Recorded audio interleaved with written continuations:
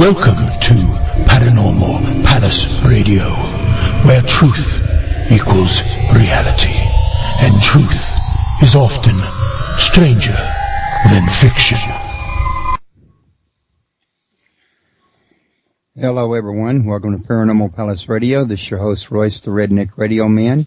Joining me today is going to be Jeff Belange, and I'm going to ask him if that's the correct, pardon the tongue-tied there, correct pronunciation as soon as he calls in, but he has not yet joined me. I'm figuring to see the Jeff Belange or Jeff Ballinger. I'm not sure. Pardon me, folks. Hang on just one second. I'm not sure the pronunciation, but at any rate, he's going to be one of the keynote speakers at the Central Texas Paranormal Conference, and I got tongue-tied on that one for a second as well. But anyway, it's going to be coming up in July. In fact, I got that web page already opened up. Let's take a look and see. Yeah, it's October 8th and 9th, 2011. That's just a couple of weeks from now. And while we're waiting for him to come on, let me mention that Dustin Perry's going to be there of Ghost Hunters International. The Kling brothers are going to be there of Ghost Lab. And their show still airs on Planet Green, by the way. Also, special guest Aaron Houdini is going to be there, and he's the great nephew of Harry Houdini. And in fact, I hope you folks come back tomorrow night. We're going to have Aaron Houdini on, talking about his part in the conference. Also, as you already told you, Jeff Bellinger, our guest tonight, who's going to join me in a few minutes, is going to be there. And his website is ghostvillage.com. And Fiona Broom's going to be there of hollowhill.com. Dash Barely, known as the Ghost Man of Galveston, is going to be there. And we're going to talk about his part in there and his Ghost Tours of Galveston. Janine Plummer's going to be there of Haunted, Texas. And she gives haunted tours of Austin. And Dr. Rita Louise is going to be there. She's a clairvoyant and soul healer.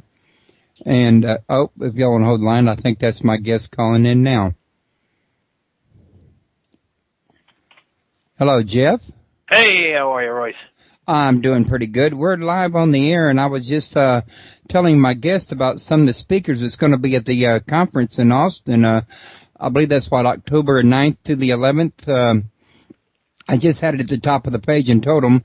And I just got down as far as Rita Louise, who's a clairvoyant and a soul healer.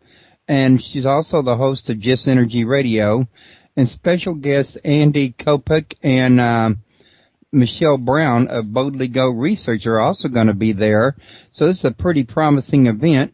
And Jeff, I was telling them that you're here tonight to tell us about your part in the conference, as well as I thought we could get a chance to talk about your new book, The World's Most Haunted Places. Sounds good to me. Yeah, sounds good to me. Actually, I had a chance to read some of the book, but I haven't had a chance to finish it. But it was some really interesting stuff, especially the Spaghetti Warehouse, which is right here in my back door. You're in Houston. Yes, sir, I am.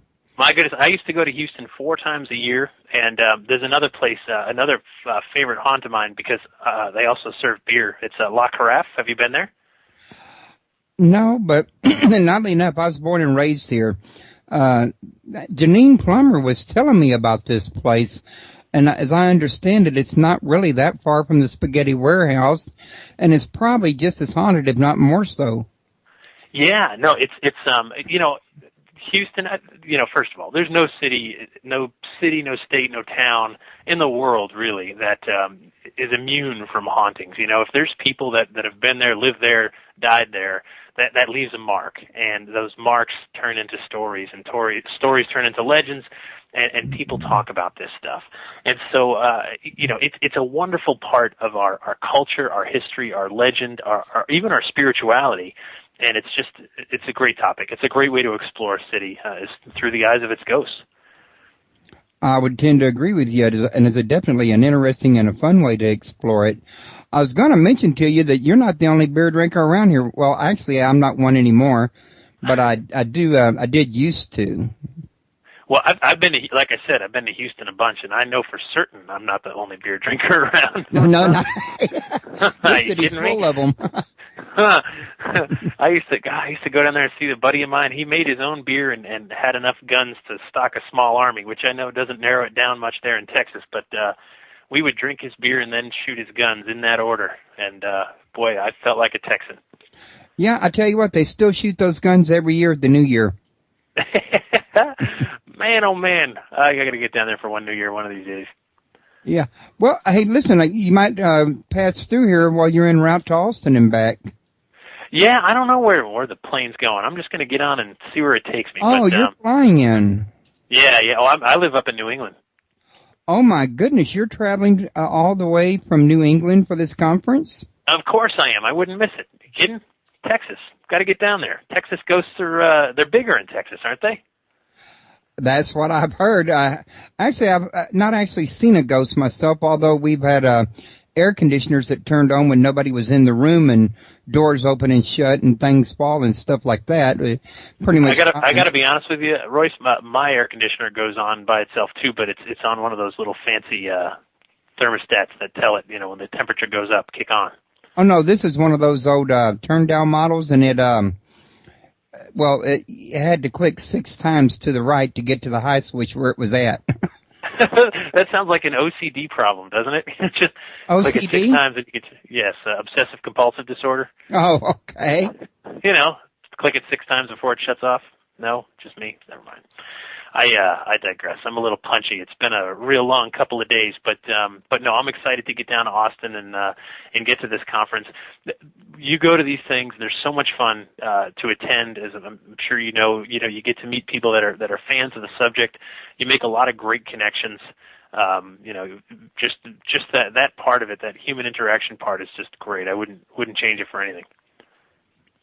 Well, I can gather that you do enjoy this a whole lot. I read your introduction in your book, and you could tell from reading it that you're really heavily into the ghostly phenomena and have been for many years, and you've traveled the world investigating this stuff, if I understood that introduction correctly, and you've actually had, 2 or 3 experiences or more yourself? Yeah, and that's it. In 15 years of doing this, I started writing about ghosts when I worked for a newspaper back in the mid-1990s, and I was a reporter, and around October you go looking for ghost stories for features, and that's really what got me hooked on all this. And so that turned into a website called ghostvillage.com back in 1999. I wanted a place to put all of these great stories I'd been collecting for the newspapers, and that just kind of evolved from there. The website turned into books, and books into lectures, and the lectures and the books into working for Ghost Adventures on the Travel Channel and all this other stuff. And it's turned into, somehow, I never planned it this way, it's turned into a career, and I love it. I wouldn't do anything else.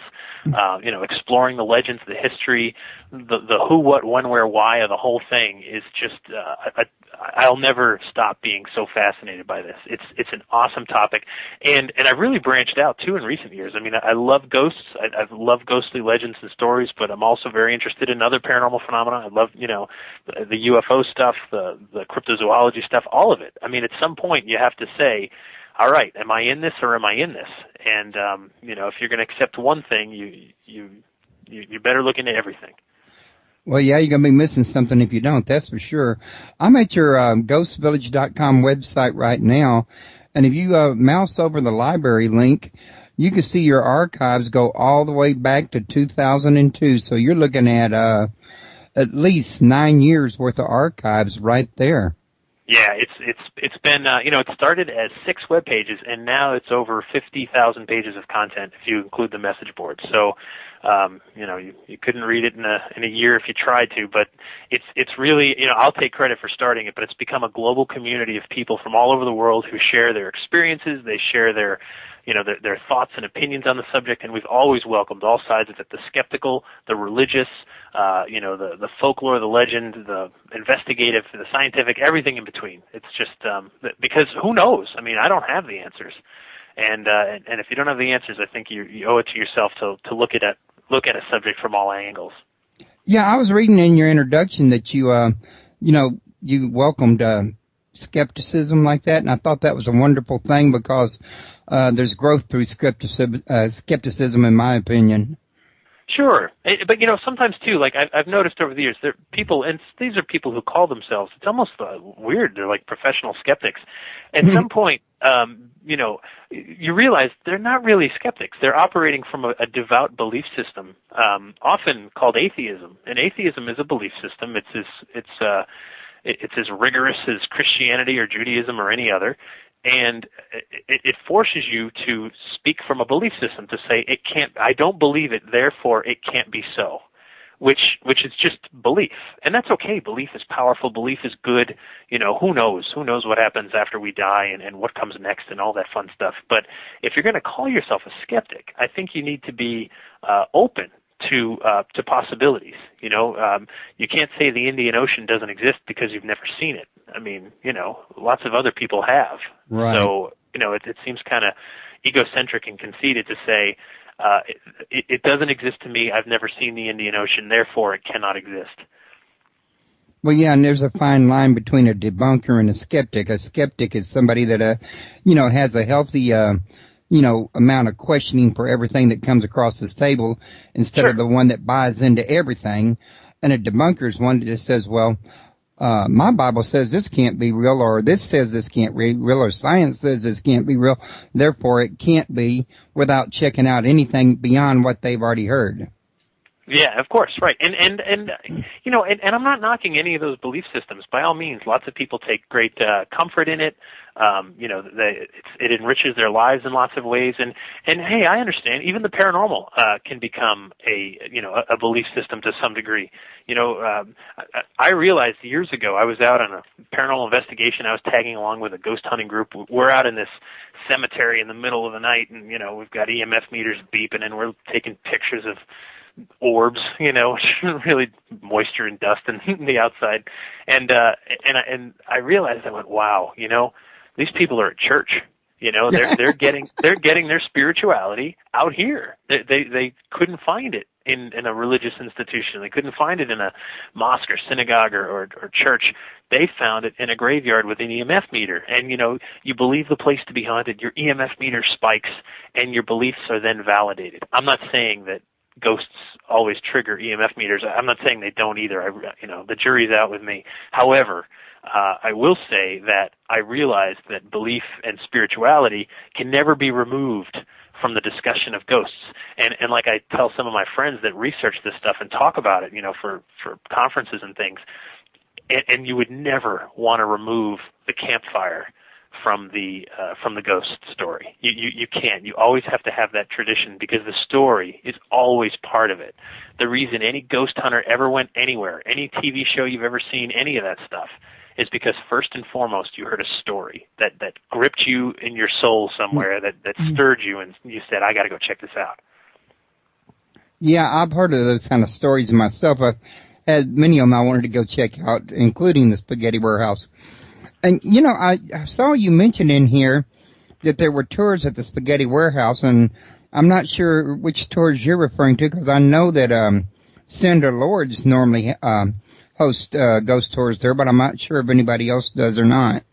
I got to tell you, the Spaghetti Warehouse, when I first wrote about that, was back in 2003. So what you have there is the revised edition of the World's Most Haunted Places, and that was in the original edition. I've added to it. I've made updates and things like that. So it is possible that tours that were going on in 2003 aren't happening anymore. I apologize if I... No. There's still tours there. Senator Lords is doing it.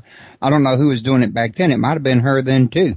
Yeah, no, I think so. I mean, her name is familiar. I think I've been in touch with her before, and I've gotten the chance over the years to talk to literally thousands of people about this topic, and it's amazing. It's this thing that kind of binds us all together when you share these stories with one another, and it's part of part of why we're here is to explore this stuff. Yeah, and I believe he was mentioning, you know what, we just had a phone call and it just disappeared right when I looked up. I was looking in your book real quick, like to ask some questions out of it, and I looked up and it showed that there was a phone call on the board, and it disappeared just as I looked up, and I'm like, oh my God, I missed it. No, you know what, they'll call back. I just posted on Twitter to call me. That's all I said, call me, and I put the number. Oh. people think it's my home number, so you're probably getting that phone call and the hang up like, oh, really? It could be, but I don't have a recording on that, so I don't know what they're thinking when they call, but this is actually a Skype phone number. I use Skype to broadcast from my laptop up to the website. Right, that's funny. Well, cool. We'll see. Someone will call in, I'm sure. People are posting and reposting on Twitter and Facebook, so maybe someone will call in and say hi, because it's fun to talk to people. Yeah, I agree. I've had some interesting call-ins in my time. I've been hosting this show since December of 2006 over at Blog Talk Radio, and I only recently, started streaming my own site, in other words. Yeah, well, that's great. And it's great that you have this avenue to explore it. And you bring on guests, you learn something, you ask your questions, and your mind opens a little more each time. Well, here comes a caller now. There you go. Caller, you're on the air.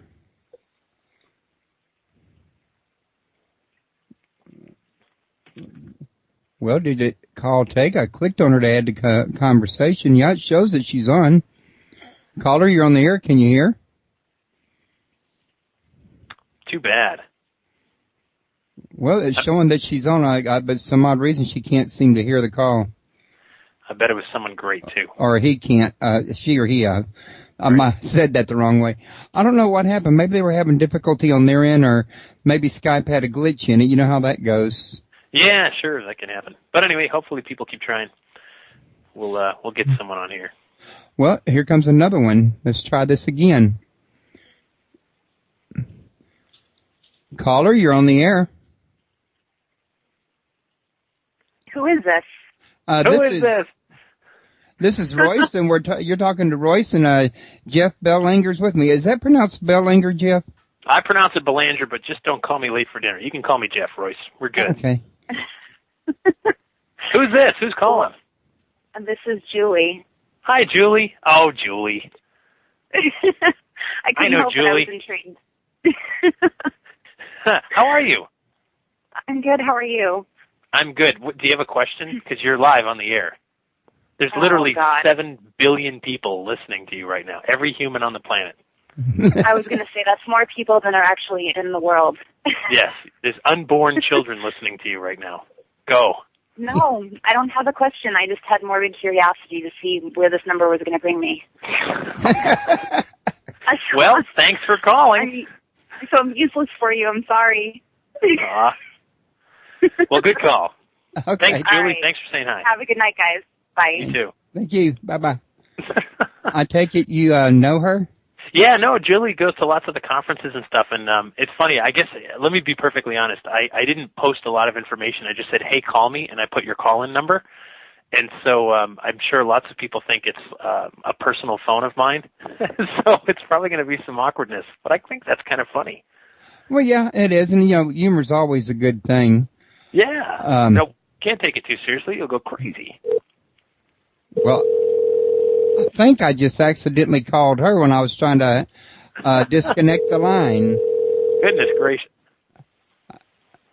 Okay, I think... if she answers, just say, is your refrigerator running, and then hang up. Well, too late. I just hung up. Are you still there, Jeff? I'm still here. Okay, just making sure I disconnected her line and not your line by mistake. But, yeah, at any rate, I also took the liberty before you called in while I was waiting to get some of your websites up in the address bar so I could just open them up and paste them in the chat room. And I also had the websites up on the front page. You got www.ghostvillage.com, www.jeffbelanger.com, and the legendtripping.com, and I also got www.ctparacon.com for the conference people, and I'm going to be pasting these in the chat room. They're also on the front page for anybody that would like to click on them and check this out. And I don't want to let you escape me, Jeff, without asking you a little bit more about this legend tripping. It's new to me. Yeah, no, legend tripping is it's something that I think we're evolving into in the paranormal field, and it's not a new term, and it's certainly not a new idea. The term goes back a few decades, and it's a term that folklorists used for ostension, which is kind of like a teenage rite of passage thing. So you remember, you're 13 years old, you're having a sleepover, and you heard that the cursed headstone, if you knock on it 3 times at midnight, the witch comes out and gets you, and so you sneak out of the house and you go try it. That kind of thing. You're trespassing, you're breaking the rules. In reality, so I've taken the term, and without any apologies, I've rebranded it, changed the definition slightly to really becoming one with the story, one with the legend, because everything paranormal starts with a story. Someone tells you about a UFO abduction. Travis Walton talks to you about his UFO abduction out in the American Southwest. It gets made into a movie. Something about it sounds true to you, sounds compelling enough that you want to go there and check it out. And not just check it out, but become a part of that story by doing so. With haunts, same thing. You hear about these legendary haunted places all over, the Alamo and Waverly Hills Sanatorium and, the Queen Mary in California. These places that come up again and again. You hear they're haunted. You hear people's specific tales of what they encountered there, and you want to go there for yourself. So really, it's about stripping down this paranormal research thing to just the experience, about being there, appreciating, knowing the history of what took place there, talking to the people that have seen and experienced these things firsthand, and writing your own chapter into that story. Because in reality, you're going to hear about something, and you're going to go there, and you're going to come back, and you might tell your friends, you know what, I didn't see or feel anything ghostly. I don't think that place is that haunted at all. Or you may come back and say, whoa, I saw something. I saw something I can't explain, and you have a new, chapter to write into that. It's really, it's about the story and about the experience, about getting back to that. I think, especially in ghosts, so many people got caught up in all the equipment and all the gear that's so expensive, and we don't always know what's setting off this gear, but it diminished the human experience, which is really the most profound part of this. And so it's kind of urging everyone to get back to it. And you don't need a group, you don't need matching T-shirts, you don't need thousands of dollars in equipment. You can just get up there and go do it yourself, tomorrow. Wow, that sounds pretty exciting. What all do they cover at the actual website itself? I mean, is that an area where people to share their experiences? Yeah, it's one of those things where you can go, you can read about other legends, you can share your own local legends. Everything starts with something secondhand. It starts with, well, I heard that this place is a UFO hotspot, or that Bigfoot's been seen in this region. And from there you go, you look for the specifics, and you build. A legend is a real living, breathing thing, indisputably real. The legend is something that's created collectively by all of us. And the way it stays alive is if people continue to have experiences. So, for example, if I said, I was down by George R. Brown Convention Center this morning in the middle of Houston, and I saw the Loch Ness Monster and Elvis and Bigfoot dancing a jig in the middle of the road. A legend was born right there, live on your show, Royce. But that legend's going to be dead, long before this show ends tonight, because number one, it's ridiculous. Number two, it didn't happen. Number three, and most importantly, no one else will have that experience. And also, anyone who heard that is probably not going to share that information. Not going to say, hey, guess what I heard? I seriously heard that the Loch Ness Monster, Bigfoot, and Elvis are right outside George R. Brown Convention Center. It's not going to happen. And so the legend is going to be dead on arrival. But when something does happen, when there is a legend that says, whoa, I heard this building's haunted by a little girl in a red dress, and someone else goes there who has no connection to the first person and experiences the same thing, the legend grows. It becomes stronger, it becomes bigger. And then maybe one of these ghost shows on the various television networks comes in and does a show on it. Now the whole nation knows about it, and they're coming to check it out. And the legend gets bigger and stronger. It's a real entity. It can move, it can go dormant and sleep, and it can die. And the only way a legend dies is if we stop talking about it. And sometimes that can take 50 or 100 years to happen, sometimes just a few weeks. Especially when you got writers like yourself that write books about them. And what happens is, even if somebody quits talking about the book you got out now, you'll have a revised edition come out, or somebody else will write on it, like, say, Bob Curran, who's wrote on the world's creepiest places. But basically there's always writers that help keep these legends going. Of course. Well, we hear about them, like we hear about them from the people we talk to, and It's one of these things that just, the stories make the radar, and they make radar when more people talk about them, and they're so compelling. They're a direct connection to our past. They're a way to bond with each other in the present, and they're a way to explore the inevitable future, because we're all going to croak one day, and ghosts are kind of a safe way to talk about it. And also you can strip out all the dogma and all the luggage that religion has. You want to stop a room cold, walk in and go, "Hey, can I tell everybody about my religion?" And everyone just cringes and goes, "Oh no, please don't do that," But you can walk into a room and say, "Hey, I hear this place is haunted down the street. Can I tell you about it?" And everyone's eager to hear that, because there's no dogma or no luggage with that. Well, that is true, and even I hate to say this, but even different Christians from different churches will cringe when somebody comes in and talks about it, because each church has its own unique dogma.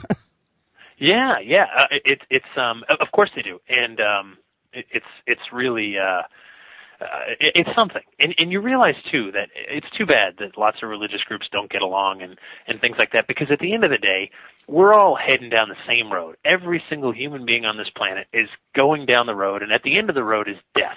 It's one of your two guarantees in life, right? The other's taxes. And you're heading down this road. Some of us are way ahead, some of us are way behind, and most of us are in the middle somewhere. And it's coming. And what comes next is something that we'll all figure out one day. We'll all get there and figure it out for sure. But boy, people hate not knowing something. And that's where religions can fill in. That's where, other things can start to jump in, belief, spirituality, all that fun stuff. So it's too bad that we can't kind of look at it as a bigger picture, but maybe ghosts allow us to do that. Maybe talking about haunts and haunted places allow us to say, yeah, well, maybe something does hang around. And if something does hang around, does that mean there really is life after death? And if there's life after death, what does that mean for me? That you're going to live after death. But well, here's hoping, because I don't know, I'm having fun. I want to keep doing this. Thing is, are you going to live in the same way? Are you going to return to Earth? Are you going to go to hell? Are you going to go to heaven? Are you going to float out in limbo? You still got a lot of unanswered questions, even if you accept life after death. Of course, right, yeah, but something there, and that's a big conclusion to reach, the whole question of heaven and hell and all that. I don't know. Do you want to go to heaven, or do you want to be with your friends for all eternity? Just saying. The crowd I roll with. That was really kind of interesting for me. A few days ago, one of my children's friends was over here, and I was getting on to him for something he did wrong. I was preaching at him, and then he told me about having done the right thing later, and the reason he gave for doing it was not the right reason, and I was talking to him about it, and he asked me, he says, well, what difference does it make why you do something, whether it's for the right reason or the wrong reason, as long as you do what's right? Yeah, well, of and course. I thought to myself, I said, you know what? That's a flaw within the heaven and hell doctrine right there, because if people are only good because they don't want to go to hell, or only good because they want to go to heaven, when are people good for the right reason, or because it's the right thing to do, or because they love humanity, or you know what I'm saying? Right. Sure. You know what? I don't know. I'm hoping for that whole deathbed confession kind of thing to just clear my slate at the end. Yeah, you and how many others? Quick, call in the priest, the rabbi, the imam, get them all in here, because I'm playing every card right now. I hear Constantine did that. Yeah, of course, darn right. Confessions, great book. But at any rate, I wanted to ask you about your the role you're going to play. I know you're going to be speaking at this conference, but are you going to be taking part in the ghost investigation or doing anything else as well? Sure, if they ask me to, I'd be glad to. I love doing that. I hope to be a part of it. I know at lots of other events I've led investigations, and for people that are new to this, I'm happy to kind of give a little bit of guidance, and I try to give as little as possible, because I think in reality, I mean, who knows anything at the end of the day? I mean, I can tell you, if you want to go into a haunted place and you're going to be a fool and be a loudmouth like me, I hate competition, so don't do it. But and you're not going to get results, but really, when I do this, it's 3 people is usually the max that I go into an investigation with, because, you can control the environment then, if you really want to do something serious. But that doesn't mean you can't legend trip that you can't get a taste of it. We turn out the lights, we see what we feel, hear, experience, all that stuff. And sometimes too, with all those people in the room, it creates an energy, a dynamic that I don't know what you want to believe, but maybe something feeds off it. Things do happen, even in large groups. Yeah, I know that, I think it was last year, some friends of mine, went on an investigation at one of the hotels up there in Dallas. I forget exactly where, but, according to them, things got pretty, scary. Pardon me. It's that, pollen season right here in Houston. Sure. But at any rate, they were talking like there was a few hair-raising experiences, at the motel. It made it on Google News, but I forget exactly what it was right now, though. Yeah, no, it's there's so many great haunts and so many, haunted places, and it's worth. If you have an interest, I say do it. Get out there and try it. Have this experience. You might find you like it. You might find you learn something about yourself, and that's the coolest part, really. It's a social experience. It's a sociological experience, and when you grow from it, when you realize, wow, I feel like I touched something. I feel like I've learned something about myself. That's the best life experiences of all. And I can tell you too, the lights are out. People have all this various gear, and lots of people have night vision cameras. I can't tell you how many times people get caught messing around on night vision cameras in these dark, scary places. I don't know what it is, man, but couples just get frisky, and they get caught. Well, if you're anything like me, Jeff, you live in the land of possibility and probability more than you do in the world of actuality. Yeah, it's, what? I don't know. I like it here. I have friends here. It's, paranormal pursuits are asking the big, big questions, and I can't think of anything I'd rather be doing than exploring that stuff. Well, sure. It's the journey. Yeah, of course it is. And it's big. It's real big. It's not, we're not the first to do it. My goodness, this goes back for as long as there have been people. There's been people talking about the paranormal and the strange and unusual. And we're just a part of the story, and there'll be lots more after us too. Oh yeah. I'll be honest with you. Part of what keeps me drawn to paranormal, where the church couldn't hold me, which the church couldn't hold me for a lot of reasons, but one of the main things that keeps me stuck in this one here is when you're in church, they have all the answers for you. They tell you what they are. You can read them in the Bible, and there's no mystery left. When you get into the paranormal, you never get to get all the answers, and your journey never ends. Yeah, of course. And people who, tell you they do know what happens and do have the answers are probably selling something. Which reminds me, you should all buy my book this weekend. Thank you very much. Answers Actually, on page I would 42. recommend it. From what I've seen of the book so far, I would recommend it. It's a very interesting book. You got some real hair-raising tales in this there book. What was that one lady's name? Annie Palmer in the Caribbean? Oh, yeah, sure. The White Witch of Rose Hall down in Montego Bay, Jamaica. Yeah, that one. I mean, boy, there's a woman I wouldn't want to marry. Yeah, no, it's the funny thing about Annie Palmer, the White Witch, is that she's really kind of like the boogeyman of Jamaica. Jamaican kids, she was there centuries ago, plantation owner, killed her husbands, would take slaves as lovers and then kill them, just this bloodthirsty, awful, creature, and buried in an above-ground crypt with crosses on all sides but one. And the story goes that her spirit escaped. And, they've brought in voodoo priests and things like that to try to get her spirit in there and put that last cross on the last side to contain her. And they have yet to do so. So she's become way bigger than just a local ghost story. Little kids are told, eat your vegetables or go to bed and go to sleep or the White Witch will get you, Annie Palmer. And given that she's got historic roots there, you can go see Rose Hall, you can see where she lived.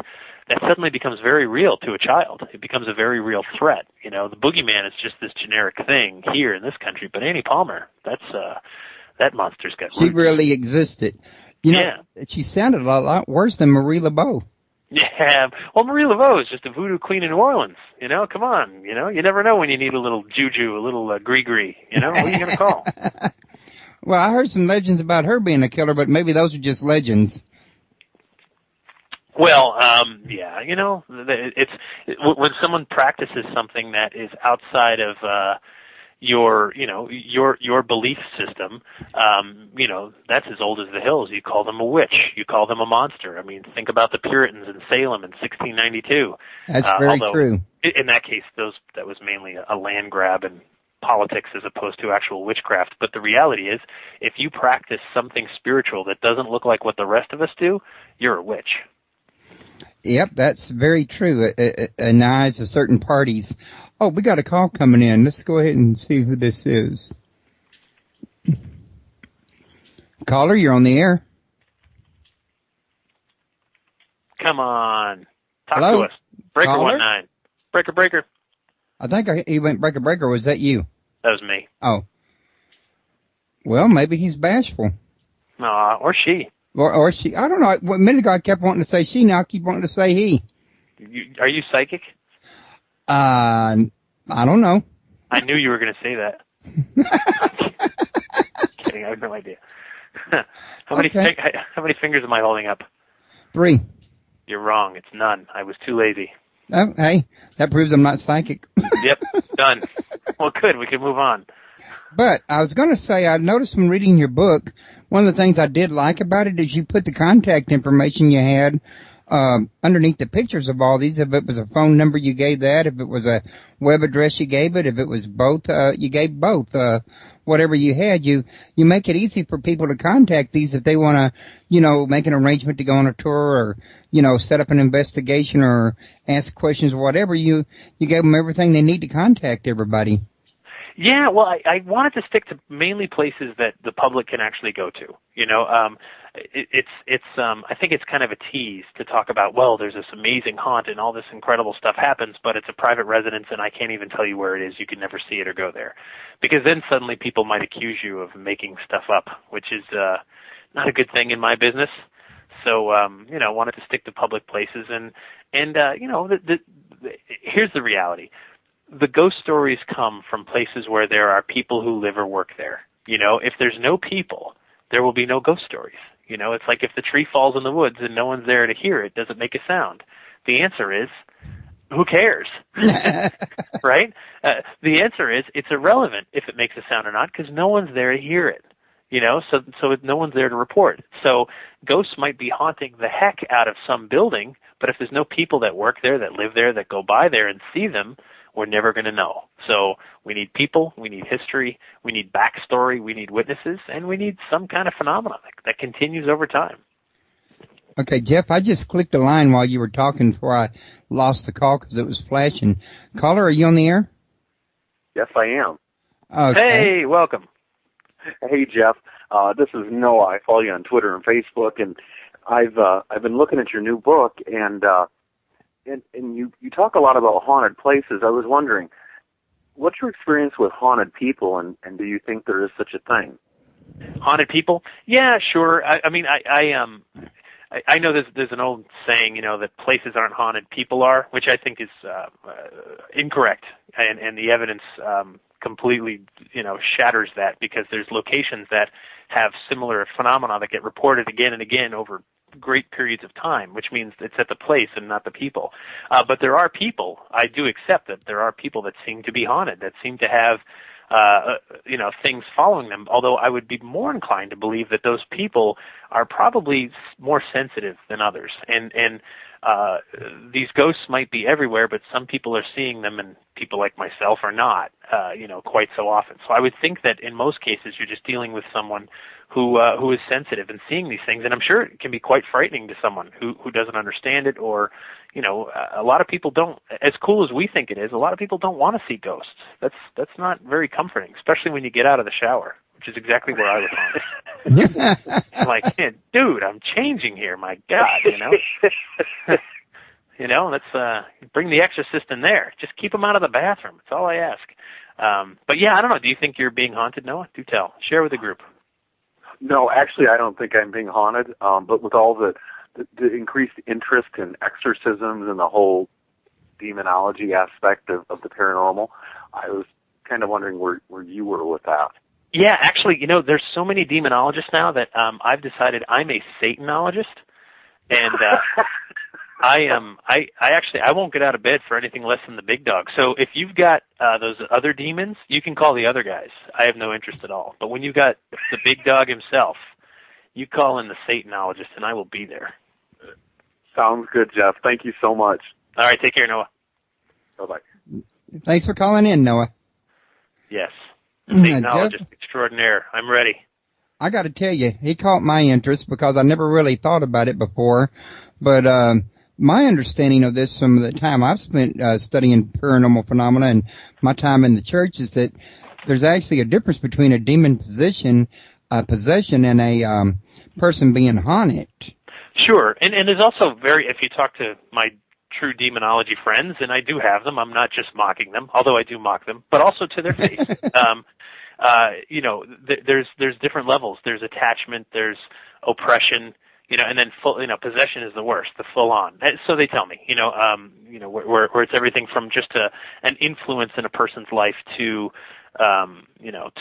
something that's kind of always there, and to something that's really inside and needs something serious going on. So, interesting, right? And of course, when it comes to something really strange like that, we're going to lean on our religious upbringing because we have nothing else. Science doesn't have textbooks for this. For when we think something evil is in a person, or even something benign like it's just a regular ghost. But one thing I do have a slight concern with is that, a few years ago when all the ghost shows started back in 2004 or so, ghosts were enough. Ghosts were really interesting, and you could look for them, and that's what had everybody intrigued. And lately, it's as Noah said, it's turning dark. Everything has to be a demon now, not just a ghost, because ghosts don't get the ratings they once did. Which is a shame. I just don't believe there's that many demons running around. Who knows, though? I mean, who am I to say? I know I'm not the right person to say unless it's happening in front of me. I have little knowledge other than what I read, but still I read some interesting things, I got to tell you.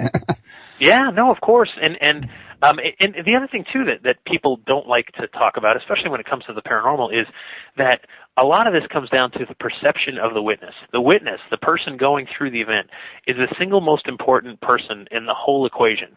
So, for example, I remember talking to some MUFON investigators, Mutual UFO Network. These guys go looking into UFO cases, abductions, and the like. Great folks, really interesting. They have a real game plan when it comes to this kind of stuff. And they were telling me they were working on this abduction case, and they were interviewing the family and doing their due diligence. And the family goes, oh, and by the way, we also think our house is haunted. And all the MUFON guys just kind of stop cold and go, oh, well, we don't do that. Yeah, I can imagine. Because they want to stick to UFOs, where most ghost hunters want to stick to ghost hunting. And people like you and me that want to cover everything is not as, you don't find as many of them. Well, that's the thing. And so I said to myself, so you went in there with UFO-colored glasses. And the reality is, you want it to be an alien, whereas a ghost hunter may have gone in there and said, oh, you saw some gray mass moving towards you while you were sleeping and you felt paralyzed? Well, that's a demon attack. That's an incubus. That's a succubus. And a UFO person would say, no, that's a gray coming at you. You're going to have missing time. This was an attempted abduction. That's why you were paralyzed. And then, of course, a debunker or a skeptic would say, no, that's temporary sleep paralysis combined with a hypnagogic hallucination. There you go.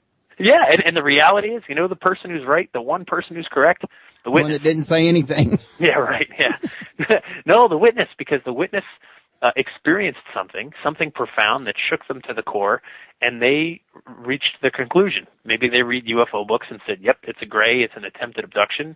Maybe they read ghost books and they said, oh, it's a demon or some kind of spirit attack. Or maybe they just don't believe in any of this stuff and they have to reach some other conclusion, and so they do. And whatever it is, it makes them feel better, because labeling it gives us some kind of sense of control. It's a false sense of control, granted, but it's a sense of control. It's almost like when you're sick and your doctor tells you what it is. Well, it's a cold. Well, okay, it's been identified, and there's nothing I can do but chicken soup and rest and all that other fun stuff. Labeling it makes us feel better, when in reality it doesn't do anything. It's just a label. Right. Well, Jeff, I was going to mention we got another call coming in. Caller 315, you're on the air. Where's 315? Are you talking to me? Oh my God. I'm Christine from Twitter. I told you I was good tall. Oh, you're the upstate best. New York. Christine in upstate New York. How are you? How's upstate New York? It's raining, but it's beautiful. Oh, that's nice. Do you drink Saranac beer? I do. I love Saranac. Aw, that's nice. Well, Oktoberfest is out right now. So good. So good. Well, save me a bottle. I will. I can do that. Did you call just to say hi, or do you have questions? Well, I did just call to say hi, but I just heard the tail end of your conversation, and that was really intriguing. Oh. About, people coming up with their own conclusions, and you need to label things. Yeah. I've always had a question. Like, if you grew up and you were sheltered and you never learned what an alien was, or never learned what a ghost was, would you still be able to put that together if you had an experience like that, or would you come up with your own conclusion all by yourself and have a new realm of possibilities of things going on that we don't understand? Very interesting question. Christine, all of us are properties of every single moment of our lives up to this moment. And that's more than just your upbringing, So you may have been sheltered by your parents or this hypothetical person. I'm not saying you were, although I heard you were. Is that true? I was not sheltered, trust me. Oh, all right. Well, good. Your friend, we won't name her or him. And so you may have been raised sheltered, but the reality is you go to school, you have peers, you watch television shows. Somewhere along the way, you're going to hear about ghosts and aliens and things like that. And if you don't, actually, boy, that's a really interesting psychological experiment. How will you interpret that thing, that event that you experience? Most people, dig into their religion, they dig into their upbringing, their level of education, whatever it is, you dig into your luggage to deal with that. And we're not just talking just paranormal. I mean, think about issues of love, romantic issues. You meet someone and they behave a certain way and you react a certain way based on, what you think is right and wrong, or in fear, someone pulls a gun on you to mug you. Are you going to try to kick the gun out of their hand, or are you going to just hand over the wallet quietly, or are you going to pull out the 870 and, turn them into Swiss cheese? Well, everybody's a little bit different. And so same with the paranormal. I think the reality is when someone sees something that big that just doesn't compute, that doesn't fit into the world view, you have to come up with some explanation as to what it is. And most of us, go with ghost or demon or alien or Royce in a little pink tutu coming at you in your dreams. No? And there you go, giving away my secrets. You look good in it. I think you own it. I want pictures. I have to see pictures of this. A little Photoshop. I'll have it done before the end of the show. Oh, beautiful. Well, thanks for calling. Have a Saranac for me. I definitely will. Thank you for answering my call. Thank you for calling in. We really appreciate it. Yeah, I'll talk to you guys again sometime, I'm sure. All right. Sounds like a winner to me. All right. Have a good night, guys. You too now. Bye-bye. Bye-bye. Oh, Jeff, that was a very interesting lady, and I thought that was a very interesting question she had, because actually, with the movies being what they are, almost everybody goes to the movies as a childhood. It'd be hard not to at least see a poster hanging on the wall at the cinema of a picture of an alien or a ghost show or something to, put some influence from some source, in other words. Of course. And, here's the other thing, too. I have a 4.5-year-old daughter. And, we talk about some of this stuff, and I'm very, very careful. I make a living, looking into ghosts. I believe they're real. They're a part of my reality. And I'm waiting for the day when her elementary school teacher will call me and say, it's around Halloween, and they're telling all the kids ghosts aren't real. There's no such thing. And my daughter's hand's going to shoot up, and it's going to be awesome. I can't wait. Mr. Belange, can you come talk to your daughter? Yeah, sure. I'd be glad to. I'm coming down. Coming to your aid, baby. Be right there. And it's so we talk about this stuff, and it's funny because I don't want to frighten her. It's very important that she feels safe and secure, and that she's okay. But when she wants, I just let her lead the discussion when she wants to talk about it. But I'll tell you, sometimes she says, "Let's go ghost hunting, Daddy." And what we do is we turn off the lights and we get flashlights and we just walk around our house and point the flashlight in various corners. And she usually says, "I just don't see any ghosts." And I say, "Yeah, well, they're elusive, and I don't think they're here. Our house was built in 1996. It's one of the least haunted places on earth as far as I know, but but it's just, I think it's kind of cool that it's almost empowering for her, like, well, if I'm looking for them, then I'm in charge, Right. I'm the one leading the charge here. So kind of cool. Yeah, I agree. But we got another call coming in. All right. Area code 253, you're on the air. What was that? I'm not sure. Maybe somebody's having trouble with their phone. Maybe they're an alien. I think 253 is Mars, if I recall. No. Area code 253, can you hear us? Breaker 19, operator. I Hope you're there. guess hang up and let her call back. Maybe they just disconnected. They must have been having trouble with their phone, or maybe it couldn't reach from Sirius or Mars or wherever to hear. Yeah, you never know. But anyway, that's cool. It's cool that people get to call in. It's fun to talk to folks, and I'm so excited too about the Central Texas Paranormal Conference coming up in a couple of weeks. Speaking and talking to folks, it's a great lineup. There's a lot of interesting people that'll be there. I'm sure we'll have a great powwow. I'm sure there'll be a bar nearby where people can buy me drinks.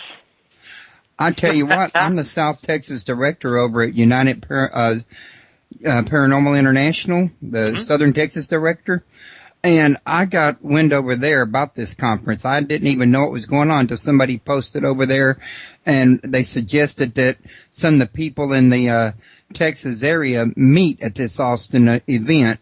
And that's when I said, well, let me contact the person who's hosting this and see if I can, bring her speakers onto my show. So Sure. I really heard about this from United Paranormal International, and they're they got investigators all over the world in demonology, ghost investigation, and just about everything you can imagine.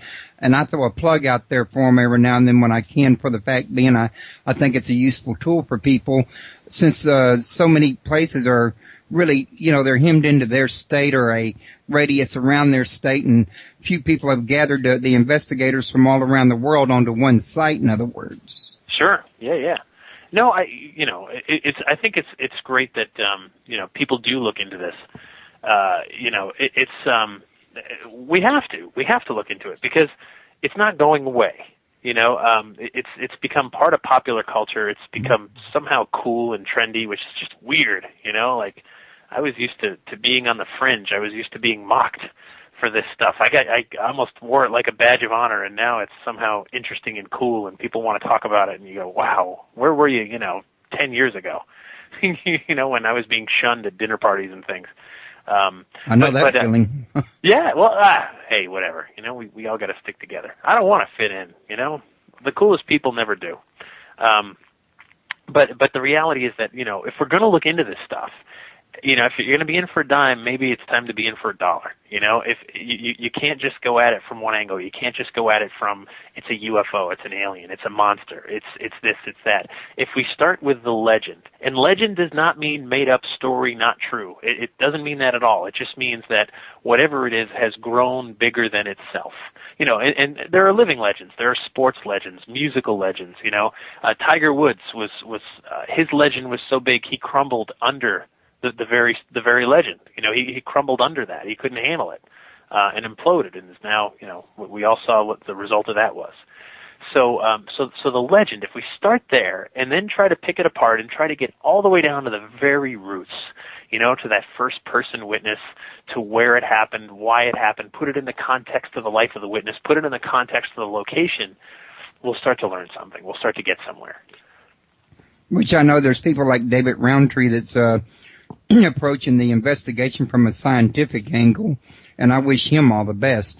Yeah. I also wanted to mention that I'm going to be putting this show in my archives, and I'm going to have all your books in a little widget from Amazon posted at the bottom of the description of the show here, along with this here show, for people to be able to access it for however long I can maintain this site, in fact, an indefinite period of time.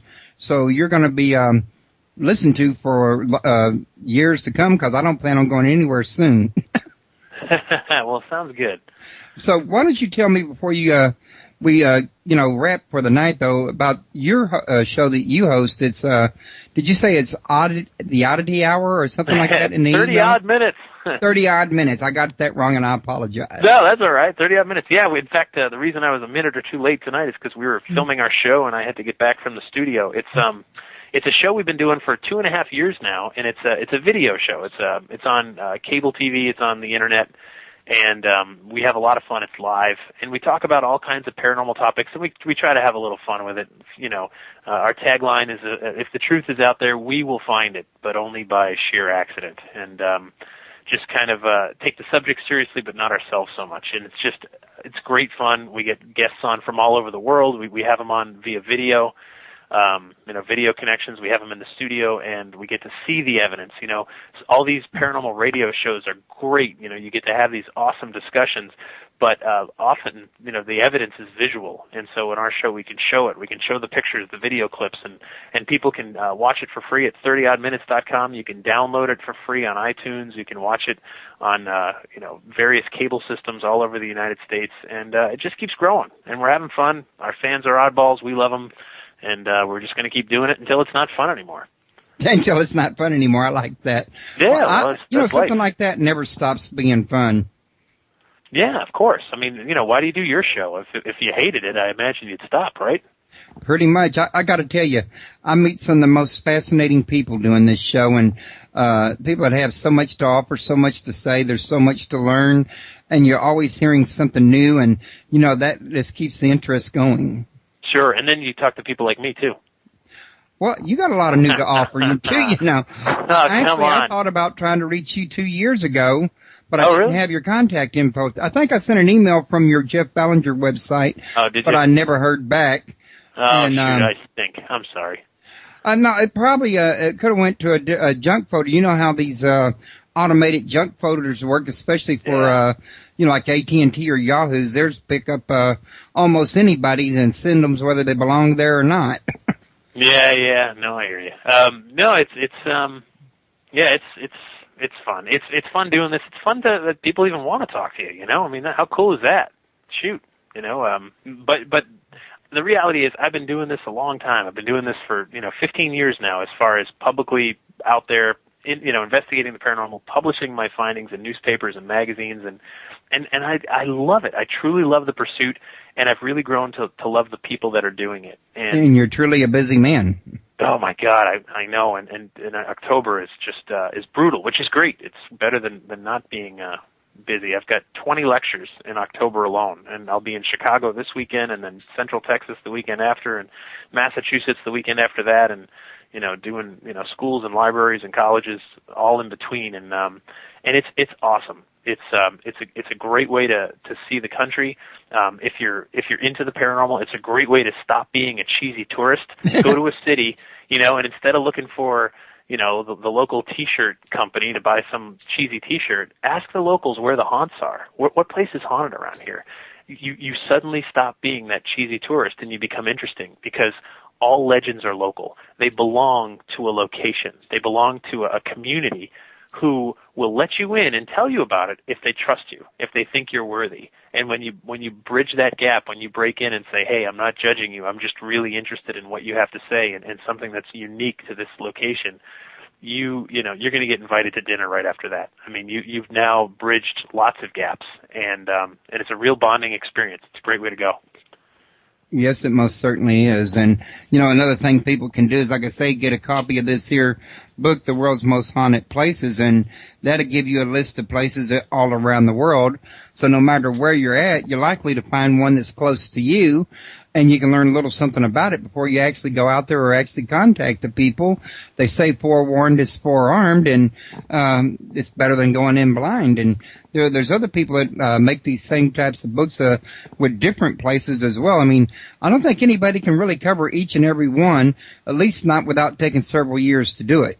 No, of course not. And gosh, I've written 13 books now. And, other books on other haunted places, and some are focused and some are more general directories. And, if I write another 300, I still won't get to all of them. And, which is good. It's comforting. It's kind of like job security. There's still work to be done. And I'm going to call it night for my work here on this here show. It's already 9 o'clock. And I want to tell you, I've enjoyed having you on, Jeff, and I would really love to have you come back again in the future. Sounds good. Thanks for having me, Royce. It's been great talking to you. It's been great talking to you, and I'm going to save your information, and I hope you save mine, and, don't feel bashful to call me. You got something you want to let my listeners know about or something, let me know, and we'll set it up. Sounds good. Well, I'll see you in a couple of weeks there in Austin. I'm going to try to make it. Oh, come on. Well, no, seriously, I got to see if I can get a ride, and I got to see if I can get the money to get in. All right. Well, we'll save a cold one for you, and have it for you in spirit if you're not there. I tell you what, if I do come, I'm going to be asking for you. All right. Sounds good. Okay, I'll be the guy near the bar.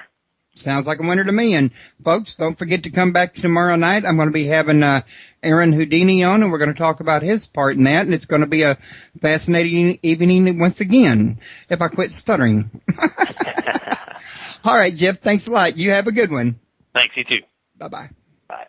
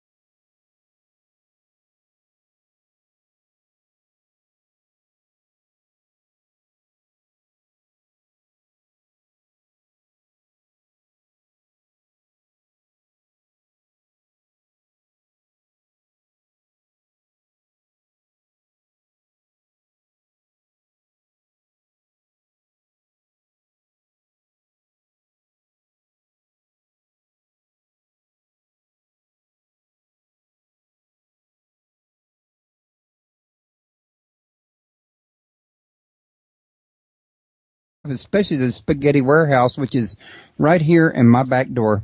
You're in Houston. Yes, sir, I am. My goodness, I used to go to Houston 4 times a year, and there's another place, another favorite haunt of mine, because they also serve beer. It's La Carafe. Have you been there? No, but oddly enough, I was born and raised here.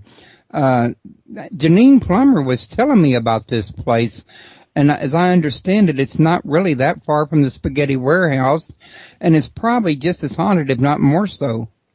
Yeah, no, it's you know, Houston, you know, first of all, there's no city, no state, no town in the world, really, that is immune from hauntings. You know, if there's people that have been there, lived there, died there, that leaves a mark, and those marks turn into stories, and stories turn into legends, and people talk about this stuff. And so, you know, it's a wonderful part of our culture, our history, our legend, our even our spirituality. And it's a great topic. It's a great way to explore a city, is through the eyes of its ghosts. I would tend to agree with you, and it's definitely an interesting and a fun way to explore it. I was going to mention to you that you're not the only beer drinker around here. Well, actually, I'm not one anymore, but I did used to. Well, I've been to, like I said, I've been to Houston a bunch, and I know for certain I'm not the only beer drinker around. No. This city's full of them.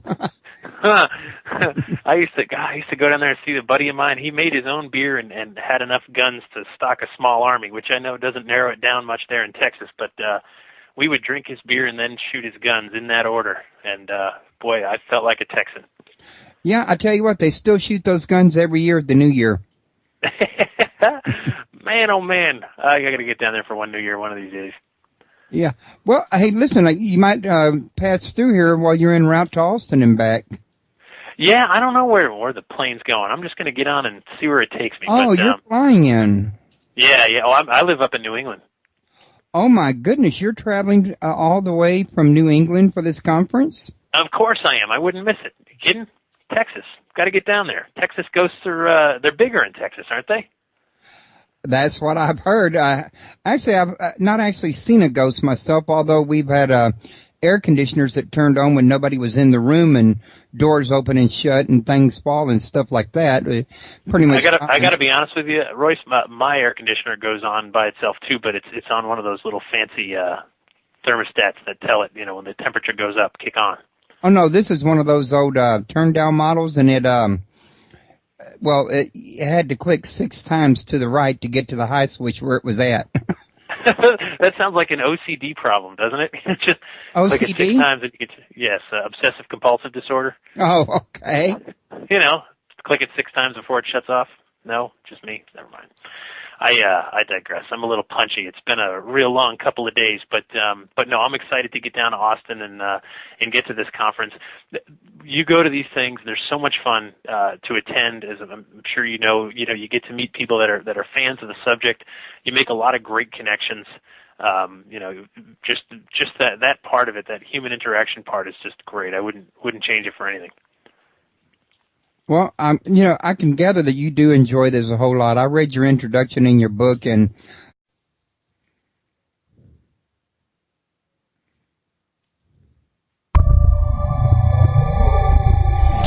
welcome to Paranormal Palace Radio, where truth equals reality, and truth is often stranger than fiction. hello, everyone. Welcome to Paranormal Palace Radio. This is your host, Royce, the Redneck Radio Man. Joining me today is going to be Jeff Bellanger, and I'm going to ask him if that's the correct, pardon the tongue-tied there, correct pronunciation as soon as he calls in, but he has not yet joined me. I'm figuring to see the Jeff Bellinger or Jeff Ballinger. I'm not sure. Pardon me, folks. Hang on just one second. I'm not sure the pronunciation. But at any rate, he's going to be one of the keynote speakers at the Central Texas Paranormal Conference, and I got tongue-tied on that one for a second as well. But anyway, it's going to be coming up in July. In fact, I got that web page already opened up. Let's take a look and see. Yeah, it's October 8th and 9th, 2011. That's just a couple of weeks from now. And while we're waiting for him to come on, let me mention that Dustin Perry's going to be there of Ghost Hunters International. The Kling brothers are going to be there of Ghost Lab.